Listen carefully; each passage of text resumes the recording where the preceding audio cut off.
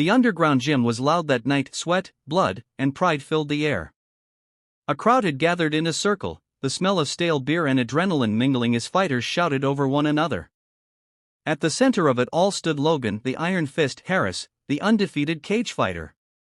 Muscles carved from years of brutality, a sneer plastered across his face, and a reputation for humiliating anyone foolish enough to challenge him. But opposite him stood someone no one expected. An old man, his back slightly hunched, gray hair tied neatly behind his head. His clothes were simple, loose-fitting, hardly the attire of a fighter. His name was Master Lee, a Wing Chun practitioner whose presence was quiet yet commanding, like still water before a storm. The crowd erupted in laughter. "Is this a joke?" one man shouted. "Don't break his bones, Logan," another jeered. Logan himself chuckled, pounding his chest. "Old man, I don't know what you're doing here, but you're about to regret it." But Master Lee didn't blink. He slid his feet slightly apart, one hand extended forward, the other pulled near his chest, the Wing Chun stance.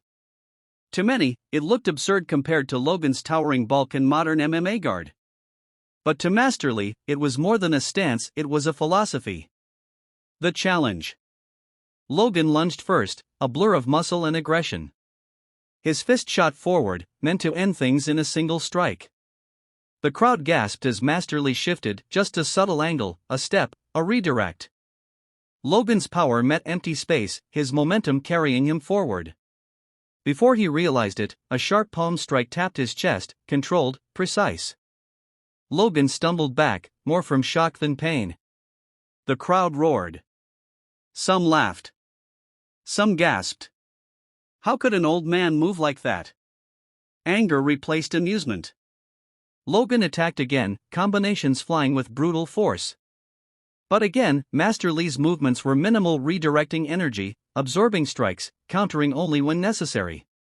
His calm face didn't change. His breathing didn't waver. To Logan, it was infuriating. To the audience, it was mesmerizing. The past behind the master. But what no one knew that night was the weight Master Lee carried in his heart. Decades ago, he had been a fiery young man himself, reckless, proud, ready to fight anyone. But he lost his younger brother to senseless street violence, a fight that should never have happened. From that day, he vowed never to use martial arts for ego, only for defense, only to teach balance and kindness. He had trained countless students quietly in his small dojo. Many had gone on to live disciplined, peaceful lives. But the world had changed. People like Logan used martial arts as entertainment, as brutality, as a weapon of pride. And when Master Lee saw young fighters idolizing men like Logan, he knew he couldn't stay silent anymore. This fight wasn't about winning. It was about teaching a lesson. Logan's struggle. Logan was sweating now, each failed strike draining his energy. His mind, once sharp with confidence, filled with doubt. How could someone so frail-looking withstand his power? Why didn't the old man fall? Why wasn't he even breathing hard? Logan's whole life had been about domination. Growing up poor, bullied, abandoned, he found strength only in violence. In the cage, he was respected. Feared. Untouchable. But facing Master Lee, he felt something new, helplessness. The crowd's mood shifted. The laughter faded. Whispers spread. For the first time, people weren't cheering Logan. They were watching the old man with awe. The turning point. Finally, Logan charged with everything he had, a haymaker meant to crush. Master Lee stepped inside the punch, trapping Logan's arm with a Wing Chun technique, his other hand stopping just shy of Logan's throat. He didn't strike. He didn't hurt him. He simply froze there, calm, unshaken, holding Logan's life in his palm. The room went silent. Even Logan's chest stopped heaving for a moment as he realized, if the old man wanted, he could have ended it. But instead, Master Lee slowly released him and stepped back, bowing his head slightly. "Strength without control," Lee said softly, his voice carrying in the silence, "is nothing but weakness disguised. True martial arts is not about destroying others, but about mastering yourself."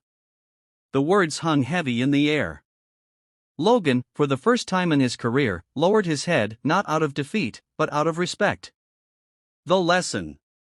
From that day forward, Logan's life began to change.